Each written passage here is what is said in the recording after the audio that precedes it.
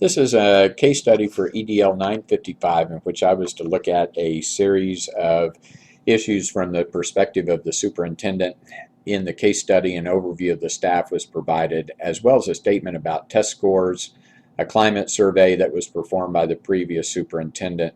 And it was in that survey that revealed some of the concerns about the district's performance and its facilities. So as we begin, some of the things that I know from the information provided is most significantly, half of the students in the district are below state and national averages for reading and math.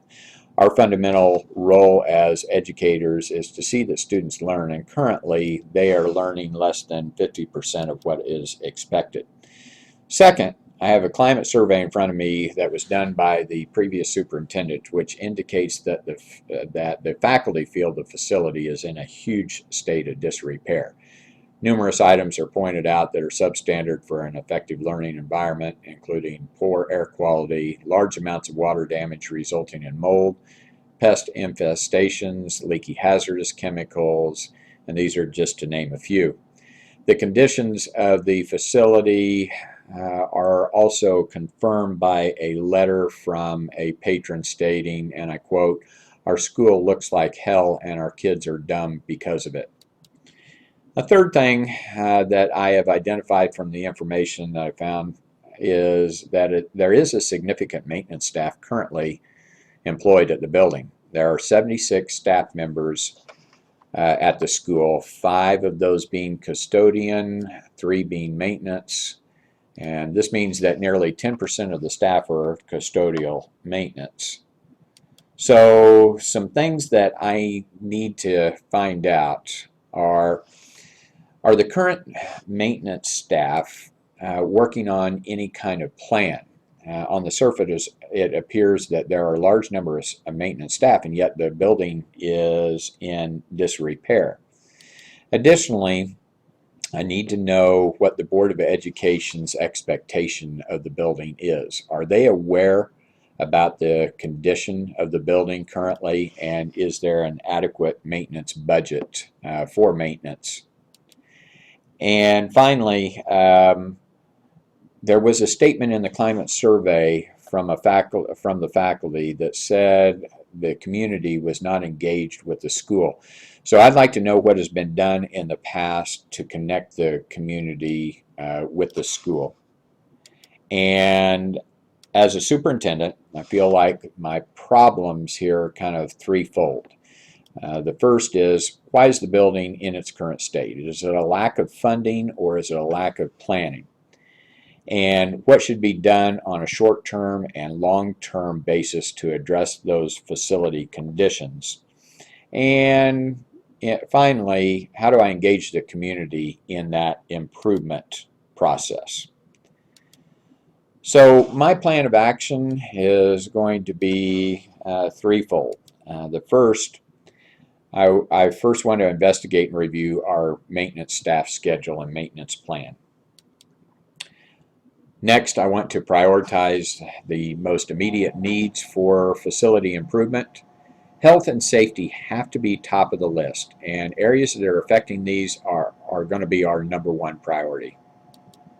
Third, I want to mobilize the community involvement in this improvement process.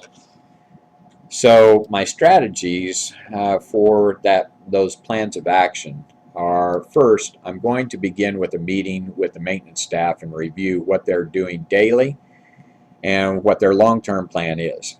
Do the daily activities and long-term maintenance follow best practices? If not, how do we need to alter their current programs? I want to see a daily, monthly, and annual set of checklists that indicate that they are addressing long-term or short-term and long-term custodial maintenance procedures. I also want to meet with teachers to find out what they identify as their most significant facility issues right now. One of the things that seems to be very immediate is the HVAC and mold issues. These are things that the maintenance staff has to address immediately. Other things like classroom space, science classrooms, etc. might also be outlined by the teachers.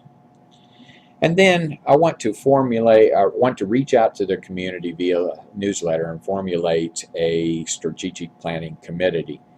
I want to invite the community to Sunflower and ask them to join me in a meeting in the auditorium in which we're going to outline some of the most immediate concerns, things the school district has an obligation to fix, like HVAC, etc., and things we would like to improve in the near future, like science labs, music rooms, art rooms, PE facilities. Given that presentation, I'm going to ask for volunteers from the community to contact me and be part of our facilities improvement committee. I'm going to put together a committee of staff and community members, and we're going to first assess needs and then assess costs and then determine our funding for those particular improvements.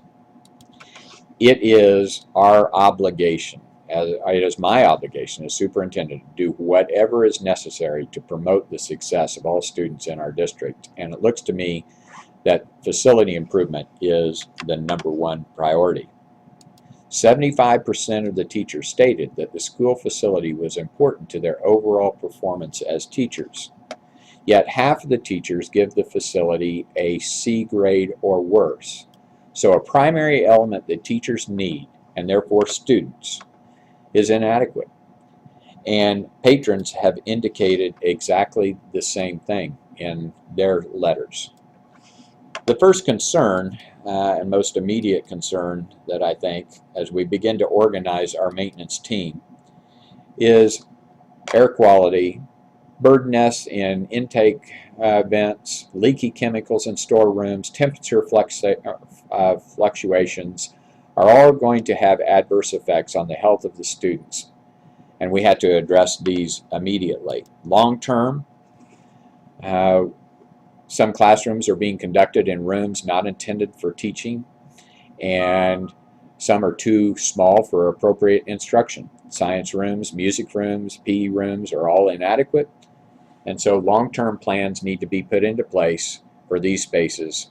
And again, knowing that by doing so, students are going to benefit from these facility improvements. And the community needs to be involved in the process to stimulate a long-term partnership for the ultimate goal of improving the academic success of our students. As I read the climate survey, some of my initial thoughts were that this facility is in very poor condition. Fundamental maintenance issues like air quality and mold are not being addressed, and this is resulting in health issues by 30% of our staff, no telling how many of our students are also affected. These health issues, along with the other facility challenges and poor community involvement, have resulted in poor morale. Almost 50% of the teachers have considered leaving the district, and 1/4 of them have considered leaving teaching altogether. It also struck me that there are 5 custodians and 3 maintenance workers on staff right now. I've been in multiple buildings previous that have had a larger faculty and only a fraction of the maintenance and custodial staff. That is of concern. So what are some things that are still unresolved? Well, how was the building allowed to get in this state? Was there a period, was there a period where maintenance budgets and protocol had been ignored? Regardless, simple things like keeping birds out of air vents is inexcusable. Is there money for in capital outlay or in other revenue streams to fix some of the classroom issues? Some kind of plan needs to be put in place to fix these larger long-term problems. And finally, what has been done in the past to engage the community? The faculty seems distraught about the lack of involvement. So I want to know what has been done in the past so that we can evaluate what hasn't worked and hypothesize about what might be effective in the future. I want input from some of my administrators and lead teachers on what they think I, as a superintendent, can do to promote that involvement. So these are my thoughts about Sunflower District 2009. There are significant facility challenges, and to enhance the success of each student in the district, there needs to be a plan put in place to address these facility concerns.